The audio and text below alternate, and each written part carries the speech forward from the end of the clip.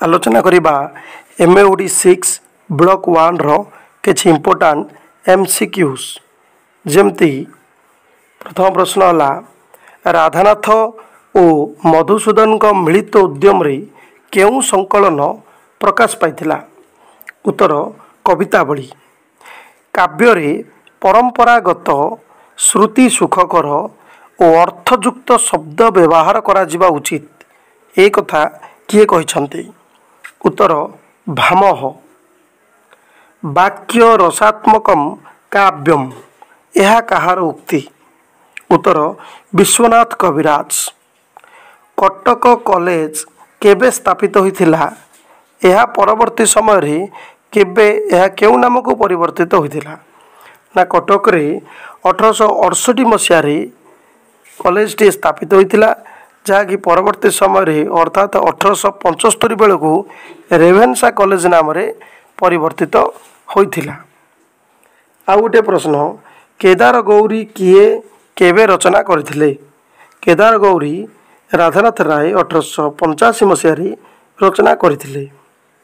केउ इंग्राजी कवि मधुसूदन और राधानाथ राय आदर्श थिले ना। उत्तर होछि ओलिवर गोल्डस्मिथ। उत्कल दीपिका किए केबे प्रकाश करथिले। उत्कल दीपिका गौरीशंकर राय 1866 अगस्त 4 तारिख रे प्रकाश करथिले।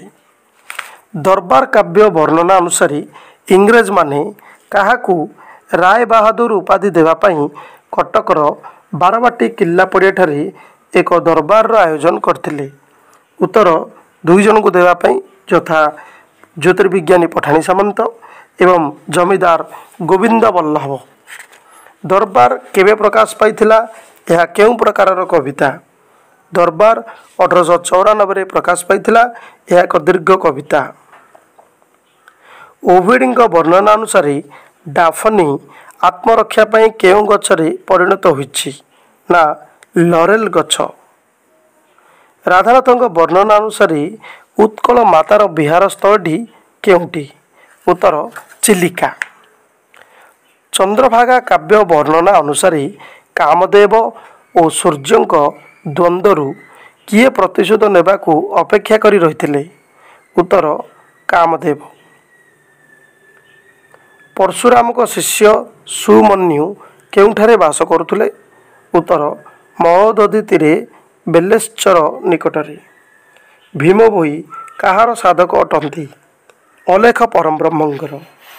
महाजात्रा महाकाव्यटी केबे किए प्रकाश करथिले। 1896 मसीह कविवर राधानाथ राय। भारतर प्रथम साहित्य भावे काहाकू धरा जाइछि। ऋग्वेद को धरा जाइछि। प्रेमशिला काव्य किए रचना करथिले यह केउ शताब्दीर रचना ना। उत्तर होछि कुंज बिहारी भ्रमरवर राय। यह थिला सप्तदश शताब्दीर रचना।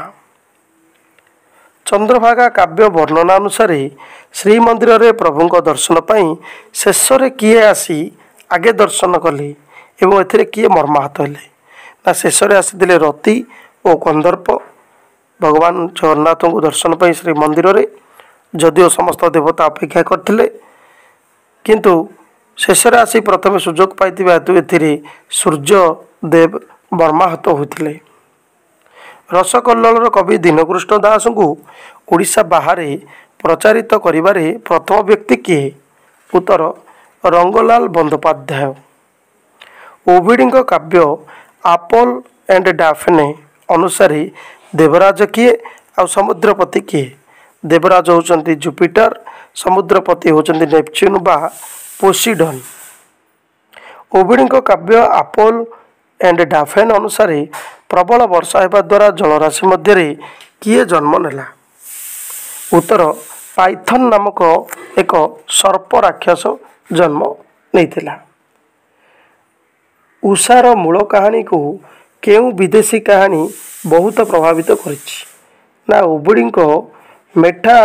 मेटामोरफोसिस एवं गुइडो रेनी इन्फोन्स एंड आटलांटा। आटलांटा केउ राजा झील अटंती। आर्काडियाई रो राजा ଇଆସସ୍ଙ୍କ ଯାହାକି ମରିସ୍ଙ୍କ ବାକ୍ୟରେ ରାଜା ସୋନିୟସ୍ ବୋଲି ଲିଖିତ ତାଙ୍କର ଝିଅ ହେଉଛନ୍ତି ଆଟଲାଣ୍ଟା।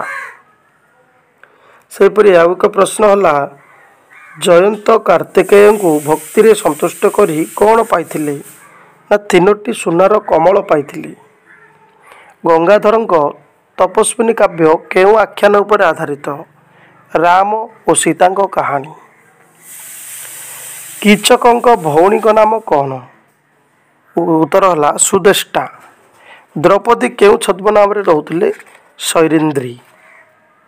କୃଷ୍ଣା କୁମାରୀ ବିଷୟ କେଉଁ ଭିତ୍ତିକ ଏବଂ ଏହା କେଉଁ ରସରେ ରଚିତ? କୃଷ୍ଣା କୁମାରୀ ଏହା ଜାତୀୟତା ଭିତ୍ତିକ। ଏଥିରେ ରହିଛି ବୀର ଏବଂ କରୁଣ ରସ। ମାୟାଧର ମାନସିଂହଙ୍କ ବାସ୍ତବତା ଆଧାରିତ କାବ୍ୟ କେଉଁଟି?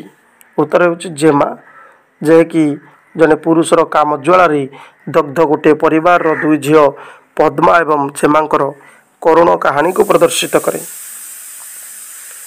ଆଉ ଏକ ପ୍ରଶ୍ନ, କଂଗ୍ରେସ ଦଳର ଛଦ୍ମତା ପ୍ରତିବାଦ କରି କମଳ ଓ କରୁଣା କେଉଁଠାକୁ ଯାତ୍ରା କରିଛନ୍ତି? ଆମେରିକାର ନ୍ୟୁୟର୍କ। ବିଶ୍ୱଯୁଦ୍ଧ ପରେ କାହାର ଚିଠି ପାଇ କମଳ ଓ କରୁଣା ଗ୍ରାମକୁ ଫେରିଛନ୍ତି? ମାଳତୀ ନାନୀ। କବିତାବଳୀ ପ୍ରକାଶନ କେବେ ହୋଇଥିଲା? ଉତ୍ତର 1876 ମସିହାରେ। ଅସୁର ଗୁରୁ ଶୁକ୍ରାଚାର୍ଯ୍ୟଙ୍କ କନ୍ୟାଙ୍କ ନାମ କ'ଣ? ଦେବଯାନୀ। ଯବନ ଅମୀର ଖାଁ କାହାକୁ ପାଇବାକୁ ଲାଳସୀ ହୋଇ ଉଠିଥିଲା? କୃଷ୍ଣା କୁମାରୀ। ଫକୀର ମୋହନଙ୍କର କାହା ସହ ଆଂଶିକ ସମସାମୟିକ ଥିଲା? ଉତ୍ତର ଇଂରାଜୀ ଟମାସ ହାଡ଼ି। ଇଂରାଜୀ କବି ଟମାସ ହାଡ଼ି।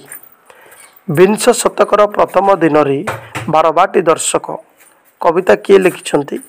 ଉତ୍ତର ଗୋପବନ୍ଧୁ। ପଲ୍ଲୀ କବି ନନ୍ଦକିଶୋର ବଳ କେଉଁ କେଉଁ ସବୁ ପଲ୍ଲୀ କବିତା ଲେଖିଛନ୍ତି? ପଲ୍ଲୀର ଚିତ୍ର, ପଲ୍ଲୀ ଚିତ୍ର 1, 2, 3, ନିର୍ଝରିଣୀ, ବସନ୍ତ କୋକିଳ, ତରଙ୍ଗିଣୀ, ଚାରୁଚିତ୍ର, ଜନ୍ମଭୂମି, ନିର୍ମାଲ୍ୟ, ପ୍ରଭାତ ସଙ୍ଗୀତ, ସନ୍ଧ୍ୟା ସଙ୍ଗୀତ, ନାନାବାୟା ଗୀତ ଇତ୍ୟାଦି। କାକବାରତା କବିତା କେତେ ଭାଗରେ ବିଭକ୍ତ? ଏହାର ରଚୟିତା କିଏ? ନା କାକବାରତା କବିତା 8 ଭାଗରେ ବିଭକ୍ତ। ଏହାର ରଚୟିତା ନନ୍ଦକିଶୋର ବଳ। ପ୍ରଫେସର ଦାଶରଥୀ ଦାସ କାହାକୁ ଆଧୁନିକ ମନବୋଧ ଚୌତିଶା ବୋଲି ଅଭିହିତ କରିଛନ୍ତି? ଉତ୍ତର କାକବାରତାକୁ ଅଭିହିତ କରିଛନ୍ତି। ରାଧାନାଥ ରାୟଙ୍କର ଶେଷ କାବ୍ୟଟି କ'ଣ ଥିଲା? ଉତ୍ତର ହେଉଛି ଦରବାର, ଯାହାକି 1895 ମସିହାରେ ଲିଖିତ। ଗୋଦାବରୀଶ ମିଶ୍ରଙ୍କ ଆଲେଖିକା ଓଡ଼ିଆ ସାହିତ୍ୟକୁ ସର୍ବଶ୍ରେଷ୍ଠ ଦାନ ବୋଲି କିଏ କହିଛନ୍ତି? ମାୟାଧର ମାନସିଂହ ଏହି କଥା କହିଛନ୍ତି। ବଙ୍କା ଓ ସିଧା, କଣ୍ଟା ଓ ଫୁଲ, ଉଠ କଙ୍କାଳ ଏହିସବୁ କବିତା ସଂକଳନ କାହାର ଅଟେ? ଗୋଦାବରୀଶ ମହାପାତ୍ର। ବୈକୁଣ୍ଠନାଥ ପଟ୍ଟନାୟକଙ୍କ କେତୋଟି କବିତା ସଂକଳନ ଉପଲବ୍ଧ ରହିଛି ଓ ତାହା କ'ଣ? 2ଟି ଉପଲବ୍ଧ ରହିଛି। ଗୋଟିଏ ହେଲା କାବ୍ୟ ସଞ୍ଚୟନ, ଅନ୍ୟଟିଏ ଉତ୍ତରାୟଣ। ବିଷାଦବାଦୀ କବି ଭାବରେ କିଏ ପରିଚିତ? ବୈକୁଣ୍ଠନାଥ ପଟ୍ଟନାୟକ। ଗ୍ରୀକ୍ ପୁରାଣ ଅନୁସାରେ କିଏ ସ୍ୱର୍ଗରୁ ଅଗ୍ନି ଚୋରାଇ ଆଣିଥିଲେ? ଗ୍ରୀକ୍ ପୁରାଣ ଅନୁସାରେ ପ୍ରେମଥସ ଯିଏକି ସ୍ୱର୍ଗରୁ ଅଗ୍ନି ଚୋରାଇ ଆଣିଥିଲେ। କୁନ୍ତଳା କୁମାରୀ ସାବତ ତାଙ୍କ କବିତା ଗ୍ରନ୍ଥ ଅଞ୍ଜଳି, ଯାହାକି ରହିଛି 1922, ଉଚ୍ଛ୍ୱାସ ଯାହାକି 1923, ଅର୍ଚ୍ଚନା 1927, ଆହ୍ୱାନ କବିତା ଯାହାକି ଲେଖିଥିଲେ ସେ 1930। ଉଚ୍ଛ୍ୱାସ କବିତା ଗ୍ରନ୍ଥରେ କେତୋଟି ସମ୍ବୋଧନ ଗୀତିକା ବା ଓଡ଼ ରହିଛି? ନା 6ଟି ରହିଛି। ସେ 6ଟି ମଧ୍ୟରୁ ଶେଫାଳୀ ପ୍ରତି ହେଉଛି ସର୍ବଶ୍ରେଷ୍ଠ କୃତି। ରାଧାମୋହନ ଗଡ଼ନାୟକ କେଉଁଥିପାଇଁ ବିଶେଷ କରି ପରିଚିତ ଥିଲେ? ନା ଛନ୍ଦର ବ୍ୟବହାର। ସେ ଅତି ବିଶେଷ ଛନ୍ଦର ସ୍ରଷ୍ଟା ଥିଲେ।